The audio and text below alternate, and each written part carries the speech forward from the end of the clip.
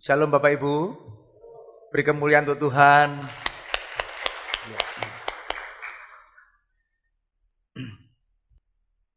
Minggu ini kita terus-menerus berkali-kali mendengar berita firman Tuhan tentang pelayanan Tuhan Yesus setelah kebangkitannya. Saudara, berulang kali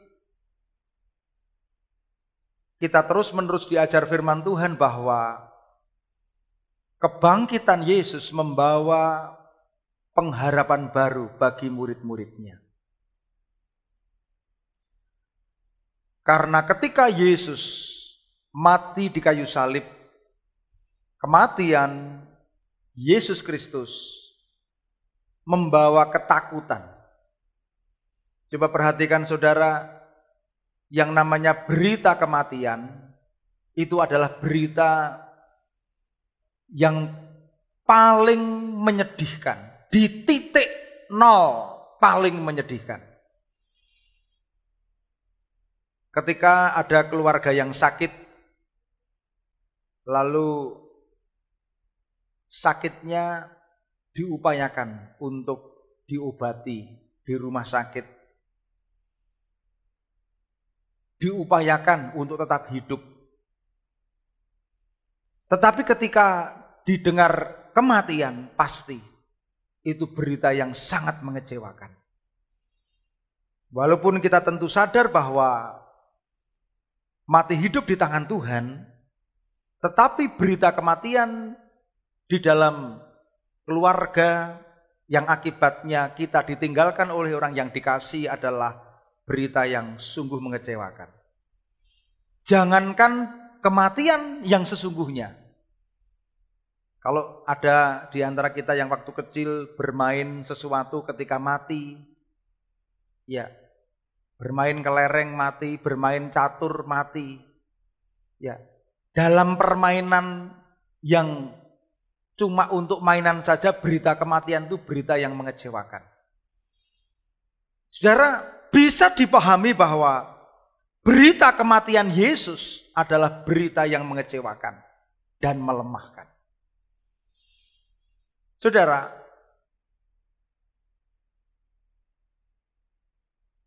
kelemahan, kekecewaan campur aduk menjadi satu, menjadi ketakutan, kecemasan, kebimbangan. Sama halnya ketika ada orang yang memulai usaha lalu usahanya tidak berkembang dan mati, tentu itu juga tidak menyenangkan. Ketika orang berharap diterima menjadi pegawai, diterima dalam pekerjaan, lalu akhirnya ada berita ditolak, itu juga berita yang mengecewakan. Jadi saya ingin di dalam pengantar khotbah ini kita menyadari bahwa berita kematian memang bukan berita yang menggembirakan. Tetapi berita kematian itu dikalahkan dengan berita kebangkitan. Amin saudara. Jadi jangan suka hidup kita ini membawa berita-berita kelemahan, berita kematian. Saudara, setelah Yesus disalib, ada murid-muridnya yang kembali ke kampung halamannya. Ada murid-muridnya yang kembali kepada profesi lamanya. Ada murid-murid yang dalam keadaan takut dan bimbang, terserak. Saudara, tetapi berita tentang kebangkitan Yesus itu membawa murid-muridnya kembali di dalam pengharapan. Kenapa murid-murid menjadi takut, kecewa? Ketika Yesus mati di kayu salib justru malah bubar. Karena intinya mereka lupa bahwa Yesus pernah berjanji.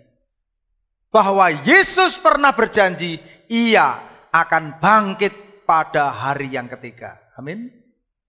Berita firman Tuhan pagi ini kita akan belajar tentang bagaimana perkataan firman Tuhan di dalam Yohanes pasal 20 Kalau kita perhatikan di dalam Yohanes pasal 20, tema daripada firman Tuhan yaitu kebangkitan Yesus. Kebangkitan Yesus itu membuktikan bahwa Yesus bangkit menggenapi janjinya. Yesus bangkit membawa pengharapan. Oleh karena itu, setelah kematian Yesus, tidak langsung Yesus naik ke surga. Tetapi setelah kematian Yesus, Yesus memerlukan waktu 40 hari lamanya untuk berkeliling, memberikan penguatan kepada murid-muridnya, supaya murid-muridnya menjadi percaya. Minggu yang lalu, dari Yohanes pasal 16 ayat 7, kita diberitahu oleh firman Tuhan bahwa Yesus berkata, adalah lebih berguna bagi kamu jika aku pergi. Sebab jikalau aku tidak pergi, penghibur itu tidak akan datang kepadamu. Tetapi jikalau aku pergi, aku akan datang mengutus dia kepadamu. 40 hari adalah waktu yang dipersiapkan untuk murid-muridnya. Satu, percaya Yesus menang atas kematian. Yang kedua, meyakinkan murid-muridnya untuk terus menerus melanjutkan kesaksian, melanjutkan pemberitaan firman Tuhan ke seluruh dunia.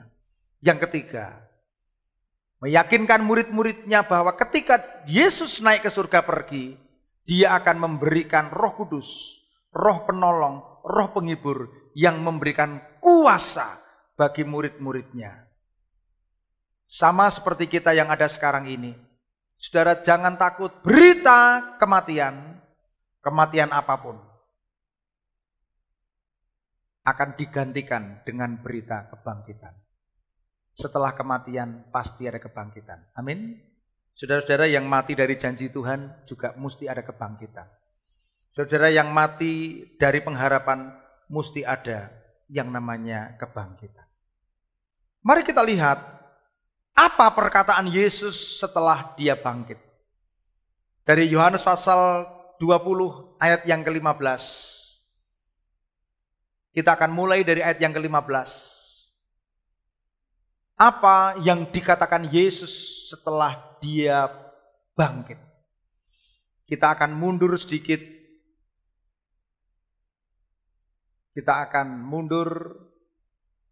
Kalau minggu yang lalu kita sudah berbicara tentang pengharapan Yesus kepada murid-muridnya bahwa dia akan menurunkan Roh Kudus. Tetapi hari ini kita akan belajar apa yang dikatakan Yesus setelah dia bangkit.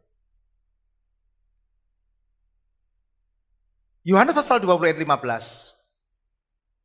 Kata Yesus kepadanya, "Ibu, mengapa engkau menangis? Siapakah yang engkau cari?" Maria menyangka itu adalah penunggu taman, lalu berkata kepadanya, "Tuan, jikalau Tuan yang mengambil dia, katakanlah kepadaku di mana Tuan meletakkannya, supaya aku dapat mengambilnya." Ada satu hal yang sangat menarik, salah satu bagian daripada Tuhan pada ayat 15 ini. Mengapa engkau menangis? Saudara, tangisan itu adalah menjadi berita berabad-abad di dunia. Pria wanita ketika mereka mengalami tekanan, kesedihan, tangisan air mata menjadi warna bagi kehidupan manusia. Bisa kita bayangkan, Yesus yang dikasihi, Yesus yang diharapkan oleh para pengikutnya, para murid-muridnya untuk menjadi raja yang baru, menggantikan raja di Roma yang selama ini menindas. Pengharapan mereka, Yesus akan memberikan pengharapan itu hanya bersifat lahiriah. Banyak orang yang mengharapkan Yesus menjadi raja, sungguh-sungguh menjadi raja. Tetapi kenyataannya Yesus mati. Matinya saja di kayu salib. Terhadap pandangan kegagalan, Yesus dipandang gagal karena dia mati di kayu salib. Maria menangis di dekat kubur Yesus. Tetapi ada satu pertanyaan yang mungkin juga membingungkan kita. Mengapa engkau menangis? Ya kalau ditanya mengapa engkau menangis, pasti yang namanya orang kehilangan. Kehilangan orang yang sangat dicintai. Ya wajar kalau menangis. Itu dari sisi pandang manusia. Dari sisi pandang Tuhan ketika dia bertanya, mengapa engkau menangis? Sama dengan ketika saudara menghadapi kesedihan, kegagalan. Saudara menghadapi kesusahan, menghadapi tindasan. Ketika Yesus bertanya, mengapa engkau menangis? Tentu mungkin kita menjawab, mengapa? Saya menangis ada alasannya. Saya menangis karena itu, karena ini. Saya menangis karena ini. Pasti ketika manusia menangis pasti ada alasannya. Tetapi bagi Yesus, pertanyaan ini sungguh-sungguh penting. Mengapa engkau menangis? Bukan berarti Yesus tidak tahu alasannya. Tapi mengapa engkau menangis? Sebenarnya Yesus ingin mengingatkan, mengapa engkau menangis? Bukankah aku sudah berjanji bahwa aku akan bangkit? Mengapa engkau menangis? Bukankah kebangkitanku sudah kujanjikan? Dan kebangkitanku merupakan pengharapan bahwa aku tidak pernah kalah oleh alam maut. Mengapa engkau menangis? Bukankah di dalam aku ada pengharapan? Mengapa engkau menangis? Bukankah ketika engkau percaya, engkau akan lihat mujizat? Saudara-saudara yang hari ini ada dalam pergumulan, saudara yang sering menangis dalam keputusasaan, mungkin saudara bisa menanyakan, oh iya ya, mengapa engkau menangis? Kenapa? Karena tangisan manusia selalu diwarnai dengan tangisan keputusasaan. Tangisan kesedihan. Bukankah Yesus sanggup mengubahkan air mata menjadi mata air? Mata air sukacita. Amin. Di dalam Yesus, Yesus sanggup mengubahkan tangisan menjadi sukacita. Mengapa engkau menangis?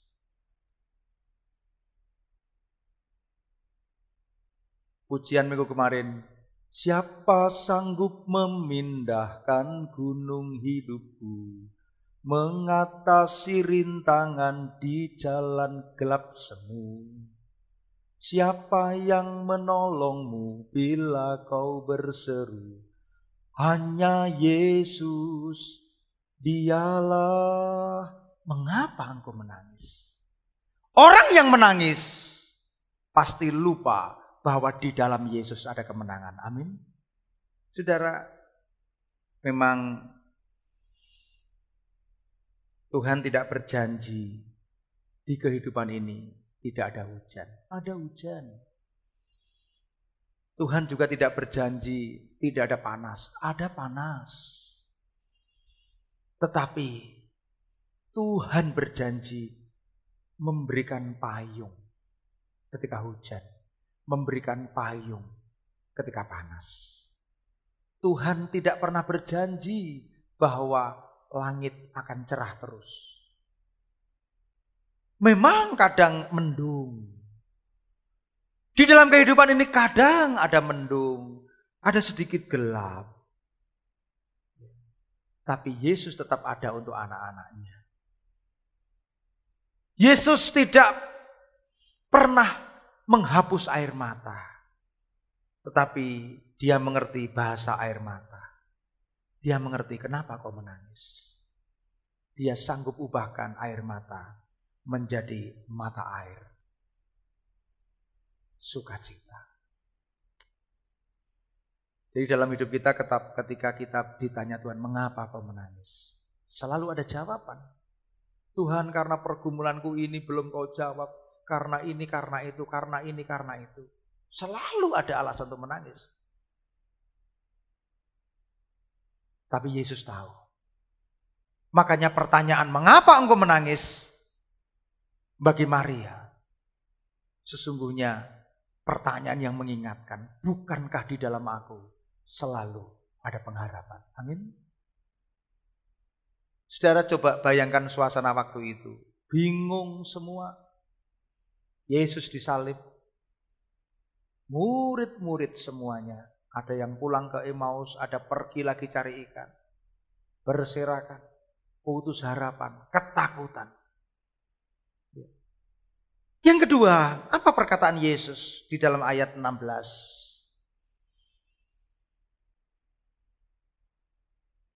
Kata Yesus kepadanya, Maria.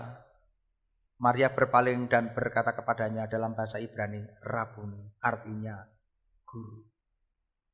Perhatikan. Pernahkah saudara berpikir bahwa ketika Yesus menyebut Maria, berarti dia menyebut nama orang? Kenapa ini penting?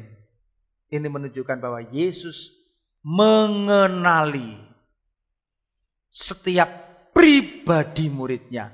Pribadi demi pribadi. Dia hafal nama kita satu persatu. Saudara jangan dipikir bahwa Yesus hanya mengenali nama murid-muridnya. Yesus mengenali nama kita satu persatu. Walaupun kadang sesama anggota jemaat juga tidak hafal namanya. Kadang saya juga bingung mengenali nama jemaat. Ketika kemarin sore saya duduk di depan, ada 3 anak yang dibunyikan Mbak Ambar. Saya bingung ini. Lah ini anaknya siapa ini? 3 ini. Yang satu ternyata anaknya Mbak Rika. Satu anaknya Mbak Ambar. Satunya siapa? Enggak dengar saya. Oh Mbak Yani. Ya. Namamu siapa? Ya. Saudara. Saya juga tidak mengenal karena saudara pakai masker. Saya itu kalau khotbah di atas mimbar begini, batin tuh itu siapa gitu. Kadang daripada saya batin, saya harus fokus firman. Kadang-kadang ini siapa ya? Saudara, Yesus mengenali satu persatu nama kita. Itu berarti Yesus memberikan perhatian kepada setiap pribadi kita. Psikolog ini mengatakan bahwa manusia ini sangat dihargai kalau namanya dikenal satu persatu. Makanya penting untuk menyebut nama. Kalau kita tidak menyebut nama lalu ngomong, tolong. Wah ini dia bisa tersinggung. Saudara. Tapi kalau kita sebutkan Mbak Wati, waduh. Ya. Coba. Nama dari nomor kontak HP yang saudara simpan, itu adalah nama dari orang-orang yang saudara kenal, yang saudara perhatikan. Kalau nggak dikenal, saudara nggak akan perhatikan. Saudara kalau ditelepon orang nggak dikenal, nggak ada namanya, kira-kira gimana? Kira-kira ngangkat telepon, wah siapa ini? Siapa ini? Nggak tahu. Dari ayat 16 ini kita bisa belajar. Oh, Yesus itu sungguh mengenali pribadi kita satu persatu. Amin saudara. Berarti Yesus juga peduli pribadi lepas pribadi. Saudara tidak boleh berpikir gini, wah Yesus ini hanya mengenali para pendeta. Oh para pengkhotbah terkenal. Oh Yesus hanya mengenali para tokoh-tokoh Alkitab. Enggak. Yesus sungguh-sungguh juga mengenali pribadi kita. Sampai kepada satu kebutuhan khusus kita. Sampai kepada satu perhatian yang kecil terhadap hidup kita. Makanya libatkan Yesus. Saudara, jangan sampai saudara berpikir gini. Dalam aspek hidup kita, oh itu yang diurus Yesus adalah aspek-aspek kehidupan yang besar. Enggak. Yang kecil pun Yesus mau terlibat. Libatkan Yesus. Amin. Biasanya orang kalau sakit-sakitnya yang berat-berat baru doa. Ya. Tapi kalau sakitnya yang kecil-kecil enggak usah doa. Wis minum bodrek langsung, enggak usah doa. Bodrek. Jadi enggak ingat Tuhan, tapi langsung, wah, minum apa, obat apa. Saya juga bukan agen bodrek, saudara. Kalau ada persoalan kecil, wis rapopo, yang penting saya dipercaya golek utangan. Enggak usah libatkan Yesus. Enggak. Yesus mengenali kita satu persatu, pribadi demi pribadi. Mari kita lihat yang ayat 17 berikutnya. Kata Yesus kepadanya, janganlah engkau memegang aku sebab aku belum pergi kepada Bapa, tetapi pergilah kepada saudara-saudaraku dan katakanlah kepada mereka bahwa sekarang aku akan pergi kepada Bapakku dan Bapamu, kepada Allahku dan Allahmu. Saudara, nanti satu bagian yang lain saya akan tunjukkan. Yesus pun mendemonstrasikan. Ini loh aku, tanganku, kakiku. Tapi dalam bagian ini, janganlah engkau pegang aku. Yang dikatakan Yesus titik beratnya, beritakan berita kebangkitanku.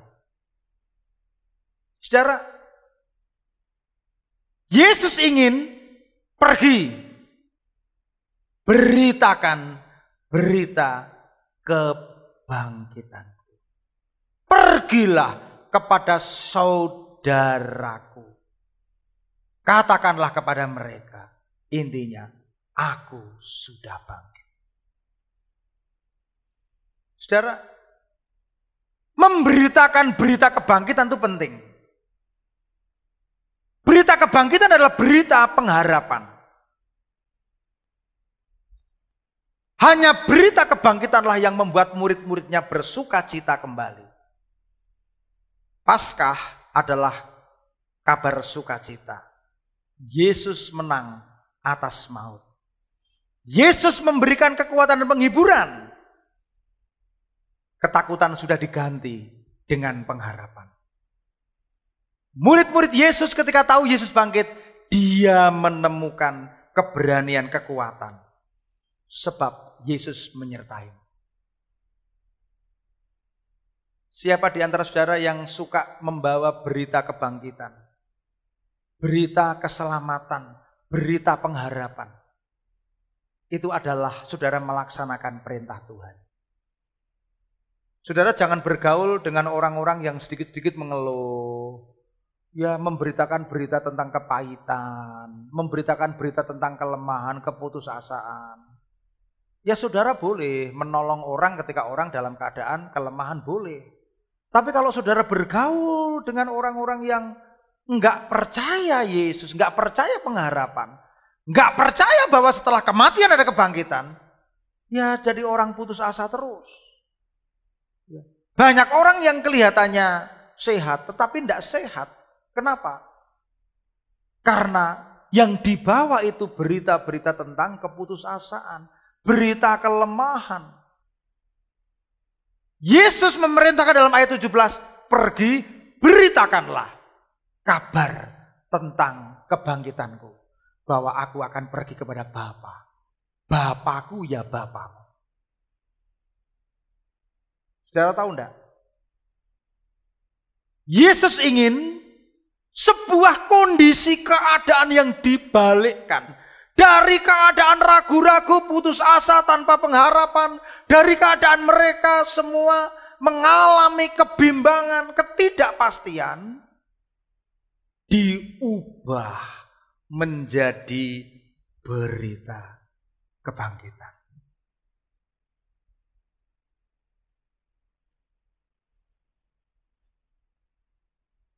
Ayat 19 berikutnya, mari kita lihat.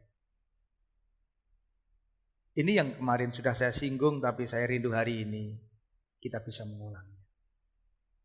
Ketika hari sudah malam pada hari pertama minggu itu, berkumpullah murid-murid Yesus di suatu tempat dengan pintu-pintu yang terkunci, karena mereka takut kepada orang-orang Yahudi.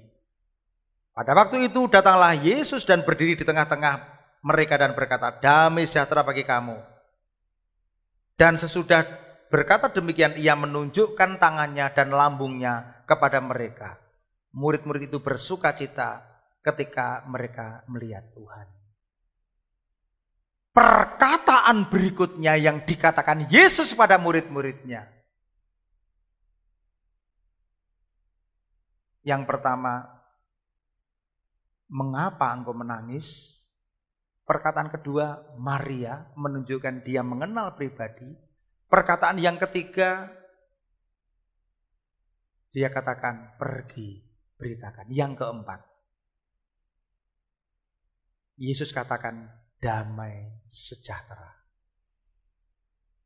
Kenapa Yesus katakan damai sejahtera? Diterangkan dalam ayat 19 bahwa murid-murid dalam keadaan takut,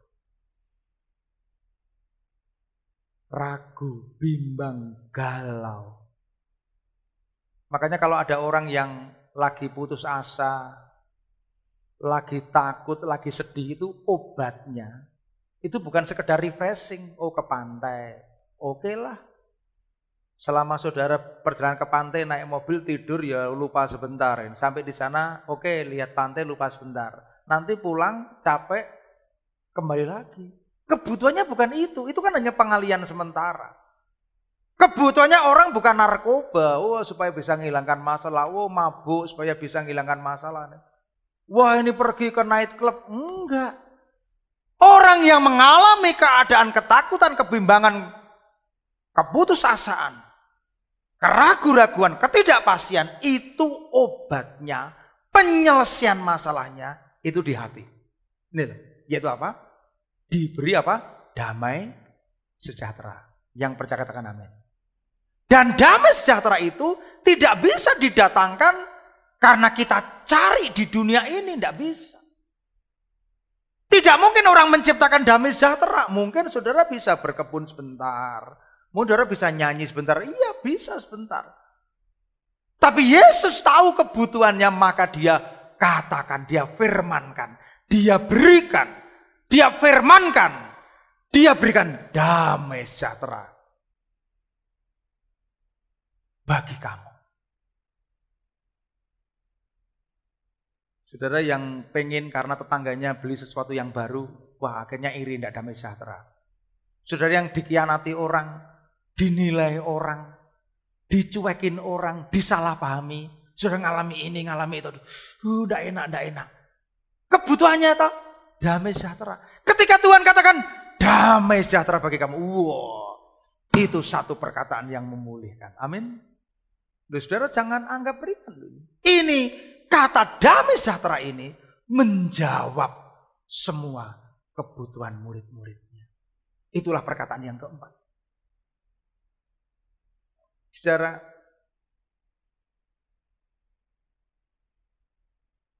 kenapa kita harus merasakan damai sejahtera? Karena kebangkitan Kristus. Karena yang pertama, ketika Yesus bangkit, berarti maut sudah dikalahkan. Berarti dosa kita diampuni. Paulus berkata, kalau Kristus tidak dibangkitkan, sia-sialah kepercayaanmu, sia-sialah pelayananmu, sia-sialah pemberitaanmu. Yang namanya berita kematian itu mengancam, mengintimidasi. Apapun kematian di dunia ini. Tetapi jelas berita kebangkitan itu berita yang mengalahkan kematian. Karena setan dikalahkan, kuasa iblis telah dipatahkan dengan pengorbanan Yesus di kayu salib. Saudara,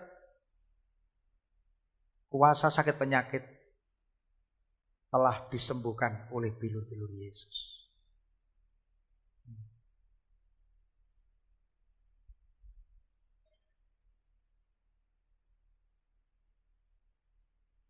Yang kelima, kita lihat ayat 21. Maka kata Yesus sekali lagi. Ada kata sekali lagi berarti apa?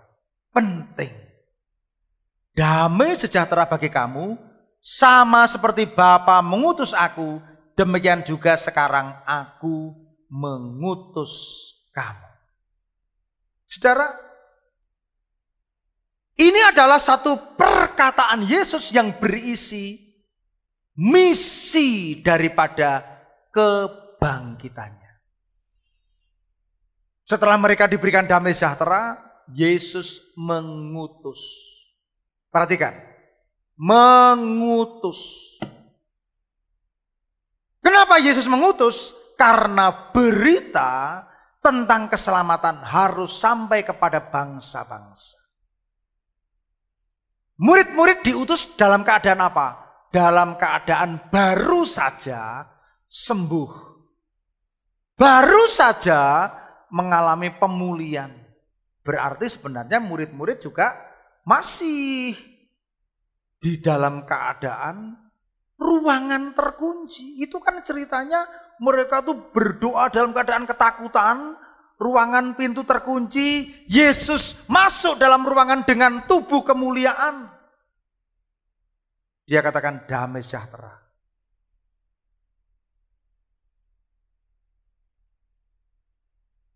Ayat 21 dikatakan damai sejahtera bagi kamu. Sama seperti Bapa mengutus aku. Aku mengutus kamu. Berarti apa? Berarti waktu itu keadaan diutus itu ketika mereka masih dalam keadaan pintu terkunci. Ada yang berpikir gini, saya mau diutus Tuhan kalau saya sudah kaya. Saya mau diutus Tuhan kalau nanti saya udah besar. Saya mau diutus Tuhan kalau keadaan saya masih baik-baik saja. Ini kan keadaan rumah tanggaku masih seperti ini. Ini kan aku lagi dalam keadaan konflik. Ini kan aku lagi dalam keadaan baru saja selesai dari cemas, dari bimbang. Oh besok-besok saja. Tidak. Yesus justru mengutus murid-muridnya untuk menjadi saksi Kristus. Tidak menunggu murid-muridnya ini di dalam keadaan lepas dari ketakutan dulu. Karena Yesus tahu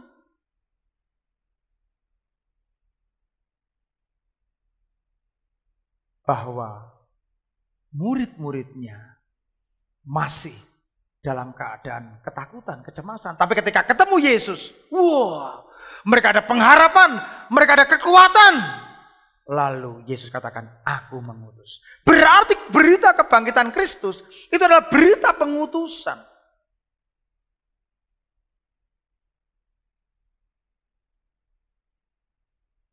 Kalau setelah kebangkitan Yesus dikatakan adalah hari raya penuaian, itu bukan hanya semata-mata penuaian atas hasil usaha. Tidak salah kalau ada yang merayakan dengan hari raya unduh-unduh.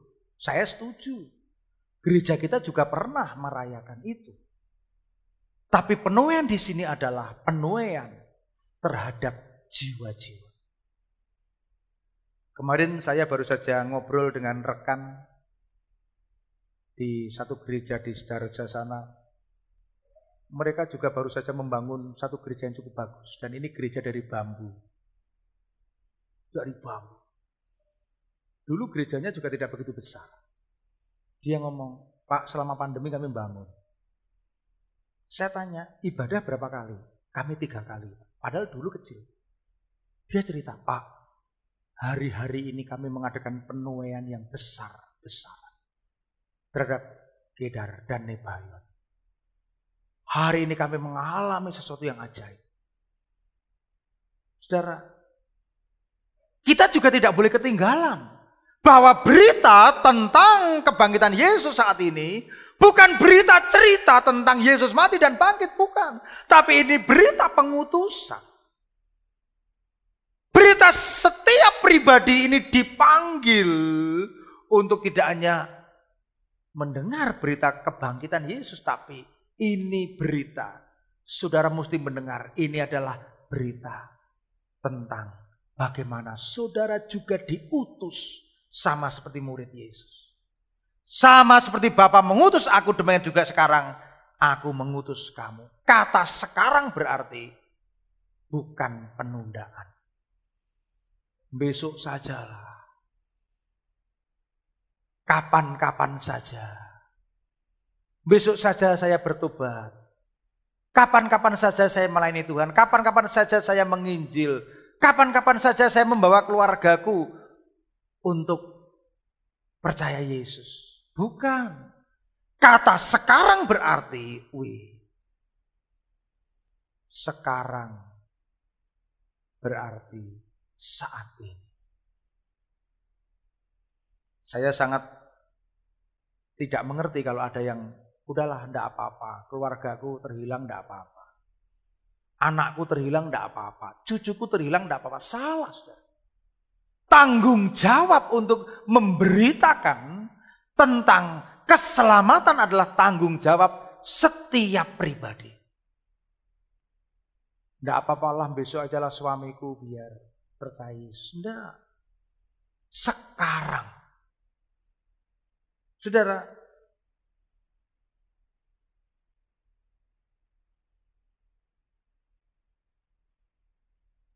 jemaat ini dirintis bukan sesuatu yang mudah. Kalau kita perhatikan dari sejarah tahun 63 pertama dibuka. Tahun 65 ketika negara di dalam keadaan kacau seperti itu, banyak orang yang cari perlindungan untuk datang ke gereja, dimulai dari 10 orang.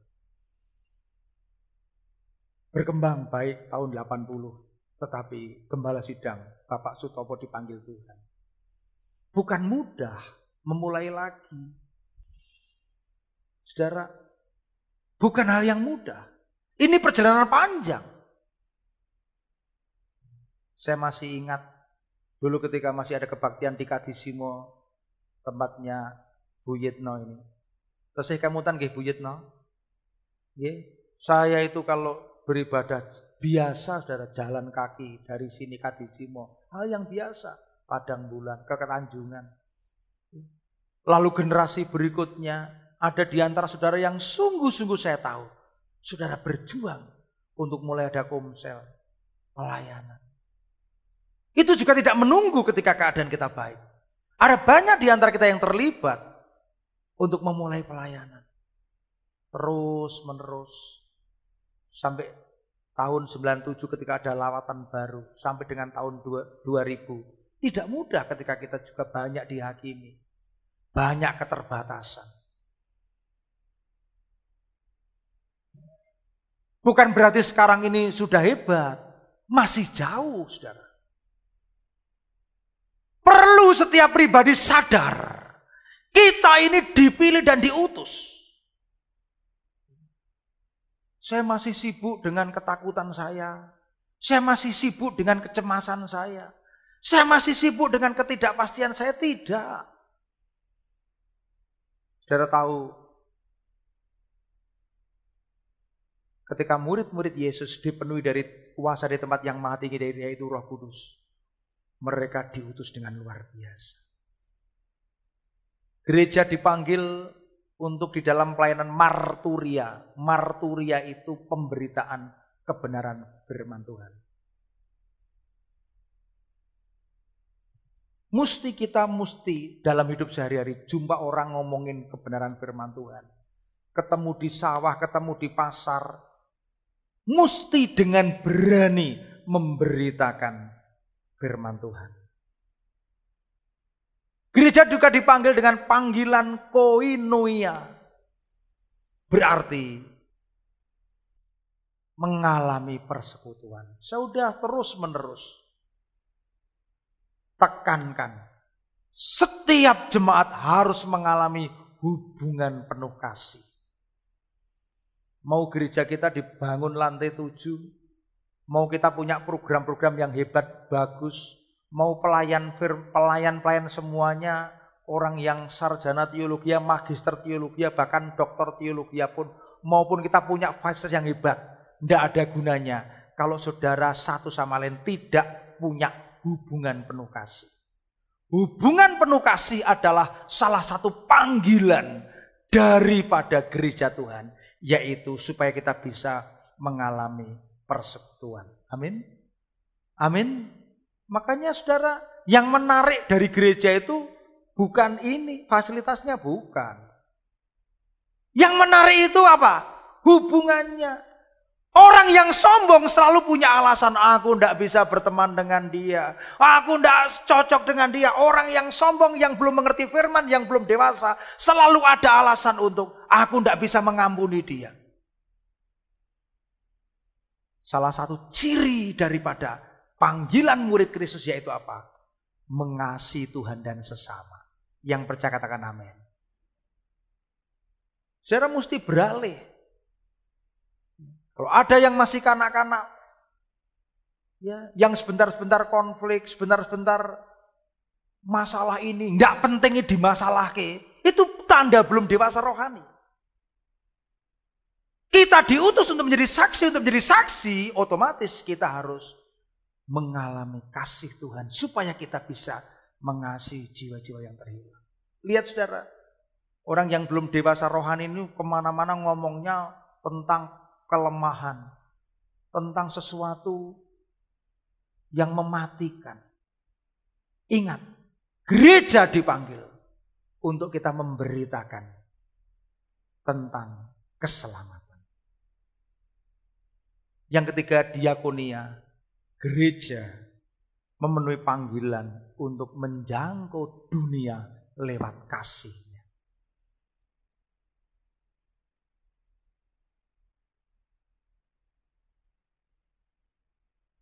Saya tanggal 5 Mei, hari Rebu, besok saya menghadapi ujian proposal disertasi. Saya sungguh-sungguh bergumul. Ada banyak yang saya harus belajar. Sampai mata saya ini pedih, keluarkan air mata terus. Ngeluh. Bukan karena nangis, tapi ini karena memang mata sudah tua. Terlalu banyak baca. Kemarin saya tidur di rumah doa. Saya sempatkan baca sampai jam 12. Kemarin saya juga baca. Nanti saya juga baca. Apa yang saya tulis? Tentang bagaimana pelayanan yang holistik. Bagaimana gereja Tuhan mesti mengalami misi yang keempat. Pelayanan yang terpadu, holistik dan kontekstual. Jangan pernah kita menganggap kita ini ahli. Kita terus-menerus belajar. Walaupun kita juga orang yang terbatas. Terbatas dengan banyak hal. Tapi jangan pernah berhenti. Beritakan Yesus. Amin. Saudara, berikutnya ayat 27 langsung. Ini perkataan Yesus. Thomas tidak percaya kepada kebangkitan Yesus. Saya hanya fokus pada perkataan Yesus. Ayat 27 katakan, kemudian ia berkata kepada Thomas, taruhlah jarimu di sini dan lihatlah tanganku. Kalau tadi dikatakan, jangan kau raba aku, jangan kau pegang aku. Tapi oleh karena ketidakpercayaan Thomas, sampai udahlah. Ya, yang tadi abaikan. Yang sekarang, taruh jarimu di sini. Lihatlah, ulurkanlah tanganmu dan cucukkan ke dalam lambungku dan jangan engkau tidak percaya lagi, melainkan percayalah. Ini perkataan Yesus. Namanya Thomas ini tidak percaya kalau tidak melihat. Yesus ngomong, jangan hanya melihat, ini lihat aku. Mana jarimu? Taruh, ini loh. Lubang, kaki, ini loh, lambung. Saudara, sepanjang sejarah ada orang-orang yang meragukan kebangkitan Yesus. Dikatakan Yesus hanya mati suri. Setelah bangun lagi, dia pergi ke daerah Galilea dan kawin dengan Maria Magdalena. Ada berita seperti itu. Kenapa? Itu dirujuk oleh Dan Brown dalam novel yang menghebohkan, The Da Vinci Code. Ini novel ini, ini menghebohkan dunia. Saudara, Yesus tidak mati. Bagaimana mungkin? Karena Alkitab dalam Yohanes pasal 19 ayat 33 dan 34 jelas dikatakan Yesus mati sampai ketika diturunkan dari salib, lambungnya ditusuk dengan tombak dan keluar cairan. Bagaimana bisa ada karangan Yesus tidak mati? Dia hanya mati suri, lalu dia pergi ke Galilea dan nikah sama Maria Magdalena. Ini bagaimana, saudara? Hati-hati, saudara. Jangan kalau saudara nanti baca di Facebook, baca di internet, saudara temukan itu. Itu jelas. Ada yang mengatakan di dalam Matius 27 ayat 66, ayat 64 dan 66. Matius 27 ayat 64 66 dikatakan mayat Yesus dicuri oleh murid-muridnya. Sekarang mati, Yesus mati, tapi tidak bangkit karena mayatnya dicuri oleh murid-muridnya. Tidak mungkin. Wong murid-murid Yesus saja dalam keadaan ketakutan, di dalam kamar yang terkunci, masa dia berani keluar mencuri? Lagian apa? Kubur Yesus dijaga oleh pasukan khusus Romawi. Bukan hanya pasukan tok loh ya. Indonesia punya pasukan khusus namanya Kopassus. Ini yang jaga pasukan khusus. Tidak mungkin murid-murid akan datang mencuri, melawan. Tidak mungkin. Ini juga berita yang bohong. Kenapa? Karena yang ditemui oleh Yesus setelah kebangkitannya itu ratusan orang. Yesus benar-benar bangkit. Lalu ada pandangan yang mengatakan, bukan Yesus yang disalib, tetapi Yudas. Injil Barnabas itu Injil non-kanonik. Artinya apa? Injil Barnabas tidak termasuk Injil yang dikanonisasi. Tidak masuk dalam kanon Alkitab. Injil yang ditulis oleh Pramarino atau nama muslimnya Mustafa de Aranda, bekas pastor yang masuk ke Islam pada abad yang ke-7. Ini Injil Barnabas yang menjadi rujukan dari kitab suci lain, bahwa yang disalibkan bukan Yesus tapi orang yang menyerupai wajahnya dengan Yesus. Kenapa? Yang pertama, itu bukan Yesus yang disalib. Yang kedua, Yesus tidak mati. Yang ketiga, Yesus tidak bangkit. Hati-hati kalau saudara dengarkan di YouTube dan sebagainya, ada tulisan-tulisan itu. Hati-hati, jangan sampai imannya tergoyahkan. Amin. Yang disalib bukan Yesus. Kalau yang disalib bukan Yesus, ya Yesus tidak mati. Hati-hati, saudara. Oleh karena itu Yesus berkata pada ayat berikutnya 29b, dikatakan, berbahagialah mereka yang tidak melihat namun percaya. Kita diselamatkan oleh iman, bukan oleh perbuatan. Bagi orang Kristen tidak perlu besok ditimbang-timbang mana yang berat, mana yang ringan. Karena dosa sedikit pun untuk membuat orang tidak bisa diselamatkan. Karena kita juga orang benar harus hidup oleh iman. Saudara, saya berdoa kiranya firman Tuhan hari ini menjadi berkat bagi saudara semua. Terus jangan pernah takut, jangan pernah ragu. Yesus yang kita sembah mati di kayu salib. Kematiannya itu menggenapkan bahwa dia adalah anak domba Paskah. Korban yang tidak bercacat celah, yang menumpahkan darahnya bagi penebusan kita. Matinya di kayu salib. Harus di kayu salib. Di dalam penyiksaan Yesus sudah hampir kehabisan darah. Harus meminggul salib. Tapi dia mesti lihat, saya harus mati di Golgota di kayu salib. Saya udah terangkan, kalau bagi kita lebih baik semaput saja ini. Di tengah-tengah jalan salib. Saya udah ngerti. Dari dia tempat penyiksaan sampai dengan di Golgota. Saya udah pernah ikut jalan, saudara. Wah, seperti itu jalannya berat. Yesus mati, kematiannya adalah penggenapan.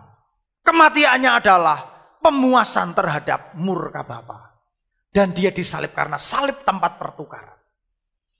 Dan dia harus bangkit karena kebangkitan mengalahkan maut. Penerapannya apa?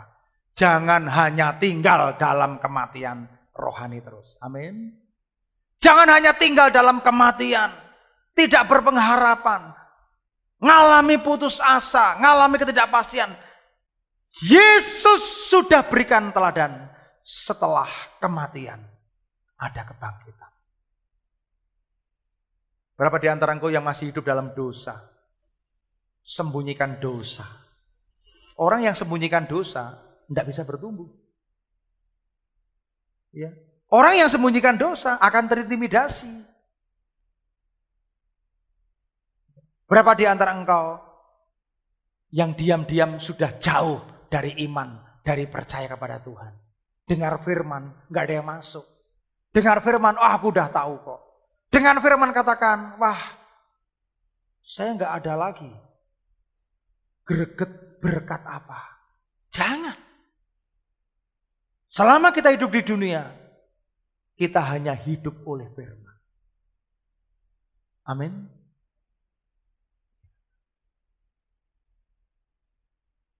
Mari kita berdiri. Ya Rabbi.